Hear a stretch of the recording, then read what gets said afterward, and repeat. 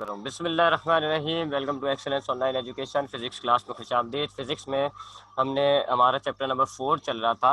Last class के अंदर हमने जो है तकरीबन थ्योरेटिकली इसको निपटा दिया इस चैप्टर को। और जो चीज़ हमने लास्ट पढ़ी थी वो थी मोमेंटम।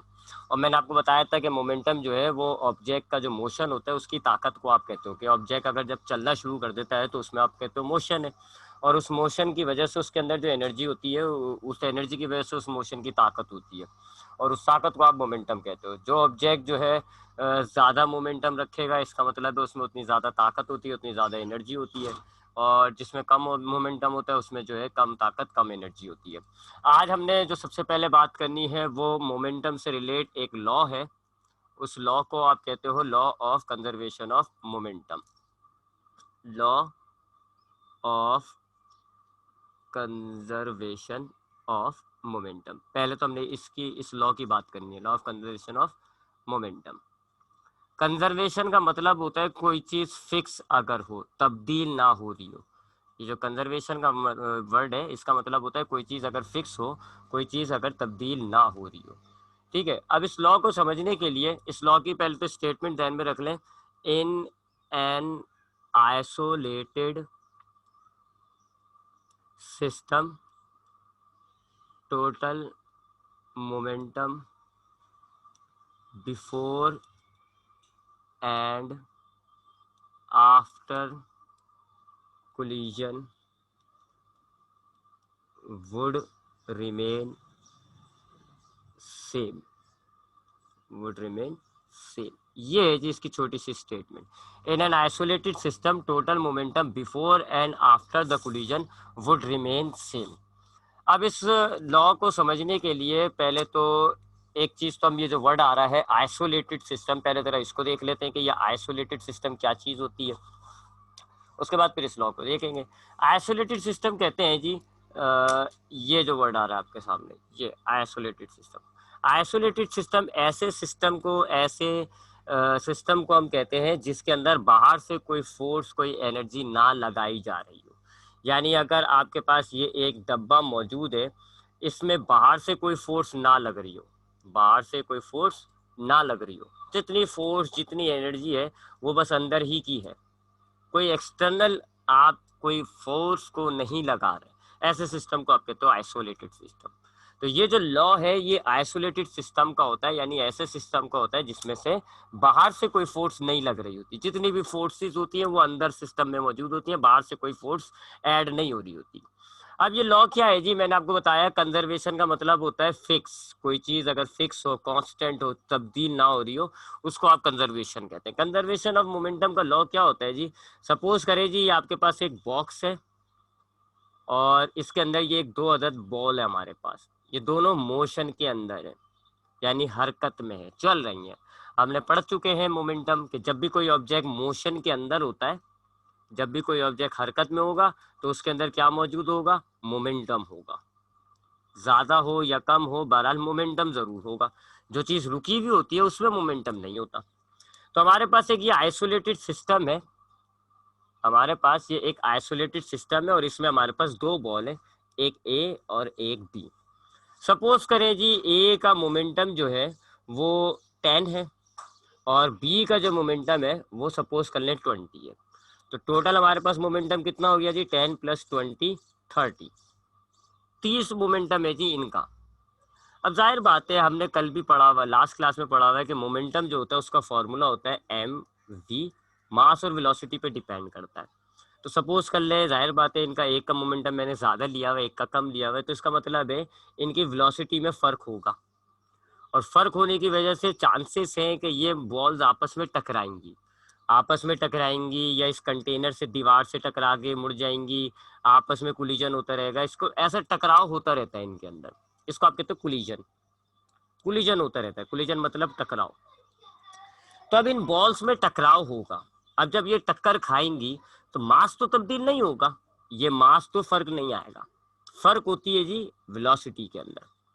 जब 2 बॉलें आपस में टकराएंगी उनका मास चेंज नहीं होगा, उनकी वेलोसिटी में फर्क आ जाएगा। हो सकता है कि एक की वेलोसिटी कम हो जाए, एक की वेलोसिटी बढ़ जाए।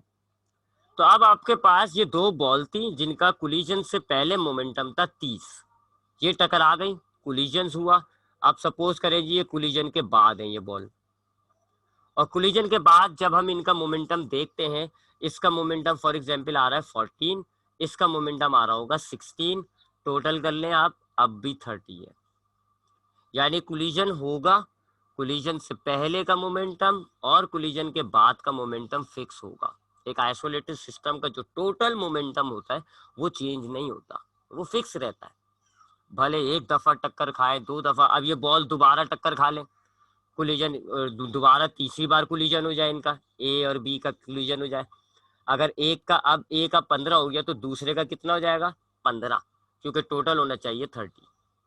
टोटल जो मोमेंटम होता है वो फिक्स रहता है, कोलिजन से पहले कोलिजन के बाद। इस लॉ को आप कहते हो law of conservation of momentum. ठीक है, यानी कि अगर आपके एक आइसोलेटेड सिस्टम है, बाहर से कोई फोर्स नहीं लग रही, अंदर जितनी भी बॉल्स हैं चल रही हैं, अगर मोशन है तो उनका मोमेंटम होगा, और टोटल मोमेंटम जो अगर आप उस पूरे सिस्टम का बना लें वो फिक्स होगा। भले वो बॉल्स आपस में 10 दफा, 20 दफा, 30 दफा टकराती जाए, टोटल मोमेंटम चेंज नहीं होगा। यानी अगर आप अब ये ले लें जी, ये एक कंटेनर है, इसके अंदर गैस के मॉलिक्यूल्स हैं, बहुत सारे मॉलिक्यूल्स हैं। आप जानते हैं जी काइनेटिक मॉलिक्यूलर थ्योरी कि जी ये जो मॉलिक्यूल्स होते हैं ये कंटिन्यूसली मोशन में होते हैं। गैस के जो मॉलिक्यूल्स होते हैं या लिक्विड के मॉलिक्यूल्स, हम तो गैस ले रहे हैं, तो ये गैस एक कंटेनर के अंदर, और इसके जो मॉलिक्यूल्स होते हैं वो कंटिन्यूसली मोशन के अंदर होते हैं, और चूंकि मोशन के अंदर होते हैं तो इसका मतलब है इन मॉलिक्यूल्स का मोमेंटम होता है। अब अगर आपके पास ये जो कंटेनर है, ये एक आइसोलेटेड सिस्टम है, बाहर से कोई फोर्स नहीं लग रही, आपने अंदर टोटल मोमेंटम निकाला, सारे मॉलिक्यूल्स का जितना भी मोमेंटम था आपने सबको प्लस कर दिया, टोटल मोमेंटम निकाला। सपोज करें जी 100 आ रहा है, ये 100 ही रहेगा। ये मॉलिक्यूल्स आपस में 10 दफा टकराए, 10 दफा कोलिजन हो, जोर से कोलिजन हो, हल्के कोलिजन हो, किसी की वेलोसिटी बढ़ जाए, किसी का कम हो जाए, किसी का मोमेंटम बढ़ जाए, किसी का मोमेंटम कम हो जाए, टोटल मोमेंटम हमेशा इतना ही रहेगा, ये चेंज नहीं होगा। अगर एक का मोमेंटम कम हो रहा है दूसरी का ज्यादा होगा, एक का मोमेंटम ज्यादा हो रहा है दूसरी का कम हो जाएगा, but the total momentum would remain unchange, would remain conserve, ये फिक्स रहता है टोटल मोमेंटम। इस लॉ को आप कहते हो law of conservation of momentum. इसको मैथमेटिकली हम कैसे लिखेंगे? Total momentum, total momentum before collision, एक ये जी कोलिजन से पहले का टोटल मोमेंटम, और total momentum after collision. Law of conservation के मुताबिक कोलिजन से पहले का जो मोमेंटम होता है और कोलिजन के बाद का जो मोमेंटम होता है वो फिक्स होता है, चेंज नहीं होता, यानी बराबर होता है। ये टोटल मोमेंटम सपोज कर लो बिफोर कोलिजन था, आफ्टर कोलिजन कितना होगा? आफ्टर कोलिजन भी 100 होगा, बराबर होता है। कोलिजन से पहले का जो टोटल मोमेंटम आपके सिस्टम का होगा और कोलिजन के बाद का जो टोटल मोमेंटम आपके सिस्टम का होगा वो बराबर होता है। ये इसकी मैथमेटिकल इक्वेशन है।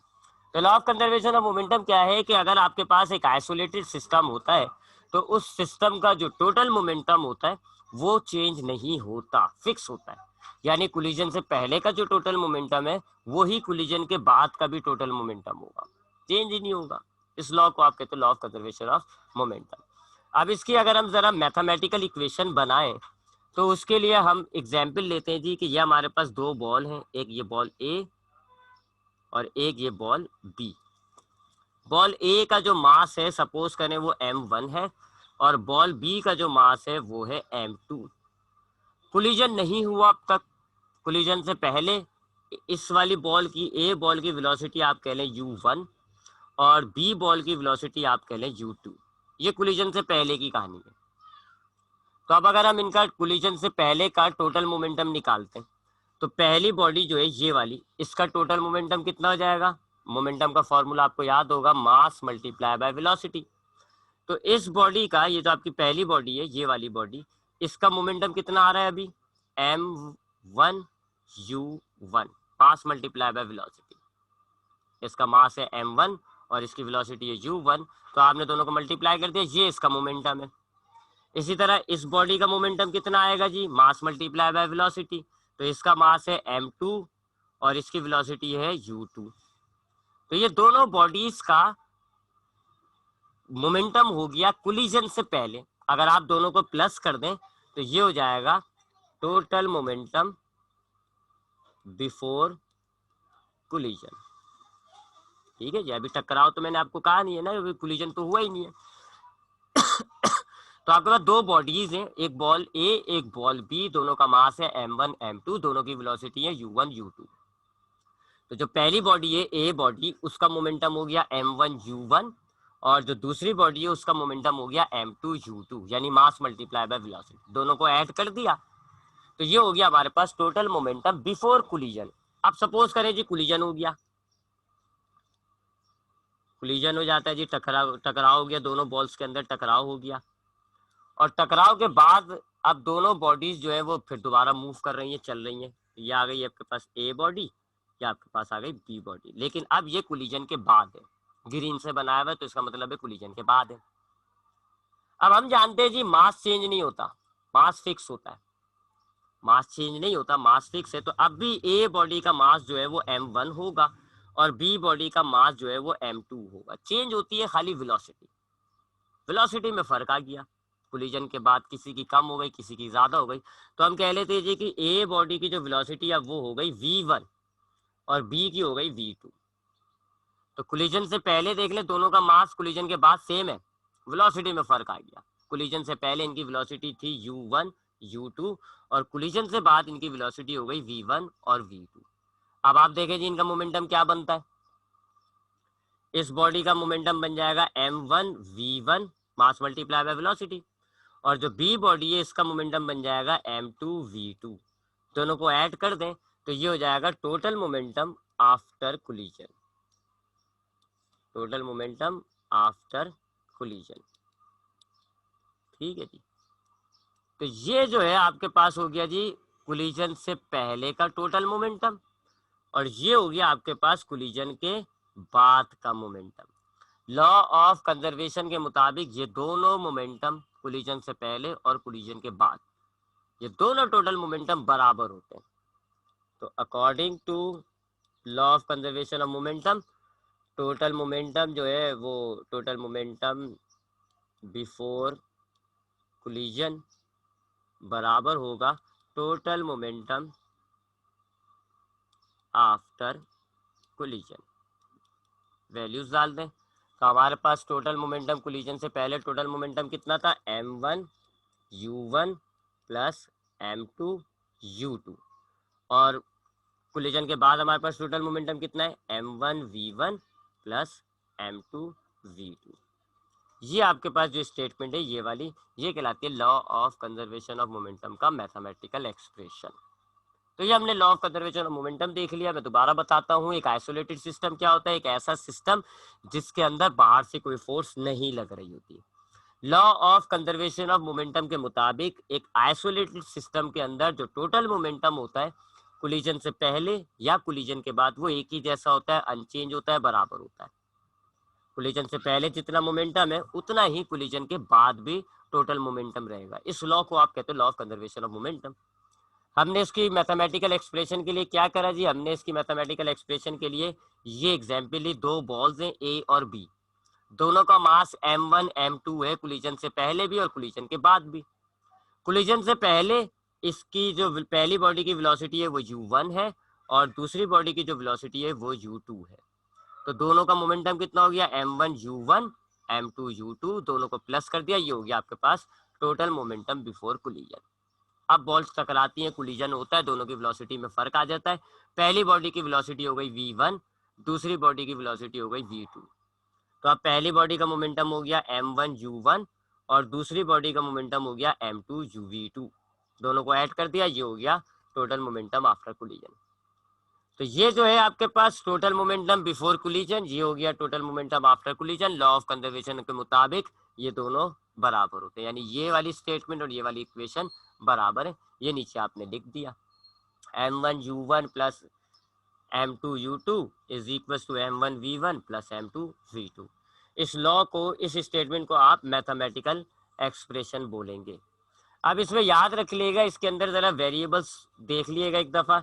m1 से मुराद हो गया पहली बॉडी का मास, m2 से मुराद हो गया दूसरी बॉडी का मास, u1 से मुराद हो गया पहली बॉडी की वेलोसिटी बिफोर कोलिजन, u2 से मुराद हो गया दूसरी बॉडी की वेलोसिटी बिफोर कोलिजन, v1 से मुराद हो गया पहली बॉडी की वेलोसिटी आफ्टर कोलिजन, और v2 से मुराद हो गया दूसरी बॉडी की वेलोसिटी आफ्टर कोलिजन। अगर आप इसको सिंपली देखें तो ये तो कोई मसला नहीं होता, m1 और m2 मास है जी पहली और दूसरी बॉडी का।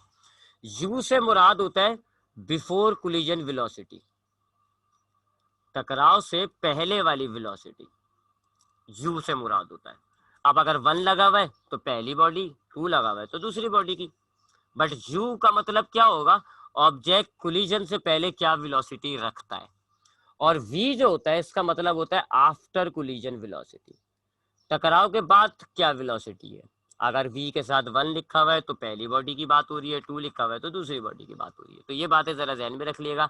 m से मुराद होगा मास, u से मुराद होगा बिफोर कोलिजन वेलोसिटी, और v से मुराद होगा आफ्टर कोलिजन वेलोसिटी। इसको आप इनिशियल और फाइनल भी कह सकते हो एक लिहाज से, कोलिजन से पहले इनिशियल, कोलिजन के बाद फाइनल। तो मास, m से मुराद होगा मास, u से मुराद होगा इनिशियल वेलोसिटी, v से मुराद होगा फाइनल वेलोसिटी।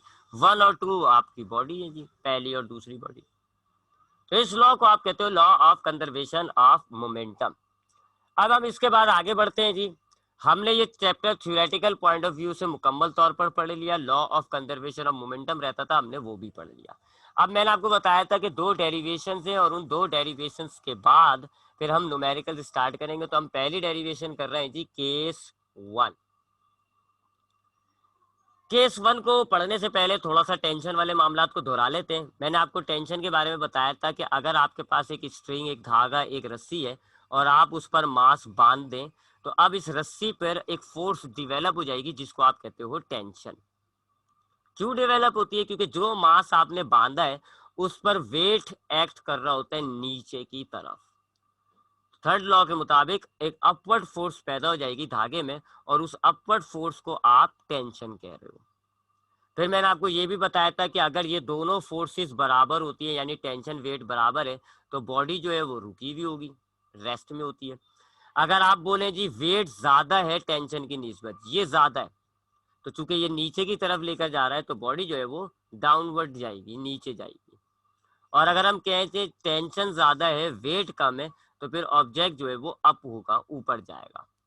तो जो फोर्स ज्यादा होती है ऑब्जेक्ट उसकी तरफ मूव कर जाता है। अगर टेंशन ज्यादा होगी तो ऑब्जेक्ट ऊपर की तरफ जाएगा, वेट ज्यादा होगी तो ऑब्जेक्ट नीचे की तरफ जाएगा। ऐसी सिचुएशन में आप नेट फोर्स निकालते हो, जिसका मैं आपको अभी डेरिवेशन में बता दूंगा। ये तो था हमारे पास जो टेंशन का मामला, हमें थोड़ा सा दोहराना था। अब आते केस 1 पर। केसेस क्या है? दरअसल 2 केसेस होते हैं, केस 1, केस 2। केस होते क्या है? आपने अभी देखा कि एक धागे के एक सिरे पे हमने बॉडी लगाई हुई है। अगर हम धागे के दोनों सिरों पे बॉडी लगा दे, इसको हम कहते हैं केसेस। धागे के एक सिरे पे अभी आपने मास लटकाया हुआ था, अगर आप धागे के दोनों सिरों पे मास लगा दें, दैट आर कॉल्ड केसेस। अब पोजीशन के हिसाब से 2 केस बनते हैं, केस 1 और केस 2। केस 1 में मामला क्या होता है जी? केस 1 की बात कर रहा हूं मैं। केस 1 में मामला क्या होता है जी कि ये आपके पास एक पुली है, जो पुल उसमें कुओं में लगी हुई नहीं होती, फिक्स हुई हुई होती है, वो पुली है। और इस पुली पे से आपने जो है एक रस्सी गुजार रखी है, ऐसे ये रस्सी गुजर रही है इसमें से, और इस रस्सी के दोनों सिरों पे आपने मास लगाया हुआ है। हो गया ना केस? केस के बारे में मैंने आपको क्या बताया था? रस्सी के दोनों सिरों पे मास लगा हुआ हो। तो देख लें जी, ये एक रस्सी आ गई और उस रस्सी के दोनों सिरों पे मास लगा हुआ है। ये केस हो गया। केस 1 में होता ये है कि आपने अरेंज कैसे किया हुआ होता है कि बोथ बॉडीज मूव वर्टिकल। आपने धागे के साथ दोनों सिरों पर मास लगाया हुआ और ऐसे रखा हुआ है कि दोनों बॉडीज वर्टिकली मूव करेंगे, यानी ऊपर नीचे मूव करेंगे। देख लें जी, ये जो सेटअप की डायग्राम मैंने आपके सामने बनाई है, धागे के दोनों सिरों पे मास लगा हुआ है, ये ए ये बी, और ये हमने ऐसे अरेंज किया हुआ है कि अगर आप इसमें मूवमेंट पैदा करें तो ए भी ऊपर नीचे होगा, बी भी ऊपर नीचे होगा, यानी दोनों बॉडीज वर्टिकली मूव करेंगी। जो केस 2 होगा उसमें हम इसी सेटअप को ऐसे अरेंज करेंगे कि एक वर्टिकल दूसरी हॉरिजॉन्टल मूव करे। ठीक, अभी हम केस 1 की बात कर रहे हैं। तो केसेस क्या होते हैं जी कि आप अगर एक रस्सी लें और उसके दोनों सिरों पे वजन बांध दें, इसको आप कहते हो केसेस। केस वन क्या है कि आपने सेटअप को इस तरह अरेंज करा कि दोनों बॉडीज जो है वो वर्टिकली हैंग कर रही है, वर्टिकली मूव करेंगी, दोनों बॉडीज वर्टिकली लंबाई में लटक रही हैं और वर्टिकल मूव करेंगी। ये हो गया केस वन, या केस वन की ये डायग्राम हो गई। अब हम इसमें जरा इक्वेशंस बनाते हैं। इसका मास ले लें आप m1, इसका मास ले लें आप m2। कंसीडर करें, तसव्वुर करें कि आपका जो मास 1 है वो ज्यादा है निस्बतन मास 2 के।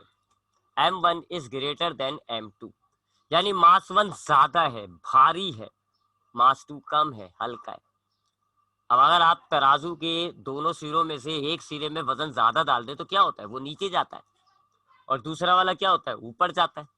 ऐसा ही कुछ मामला यहाँ पे भी होना चाहिए। आपने मास 1 ज्यादा कर दिया तो इसका मतलब है ये जो मास 1 है ये ऐसे नीचे मूव करेगा, और जाहिर बात है एक ही रस्सी से जुड़ा हुआ है, तो ये जो बी बॉडी है m2 ये ऊपर मूव करेगी। तो आपने कंसीडर किया कि m1 is greater than m2, m1 भारी है, m2 हल्का है। उससे क्या हुआ, m1 जो है मूव करता है डाउनवर्ड, नीचे की तरफ मूव कर रहा है, और m2 जो है वो मूव कर रहा है अपवर्ड, ऊपर की तरफ। ये मोशन पैदा कर दिया हमने इसके अंदर, दोनों बॉडीज को वर्टिकली मूव करा दिया। अब हम क्या करते हैं जी, ए बॉडी के अंदर फोर्सेस देखते हैं, फोर्सेस ऑन m1। m1 पर हम देखते हैं जी कि कौन कौन सी फोर्सेस लग रही हैं। जी है जी m1 आपके पास।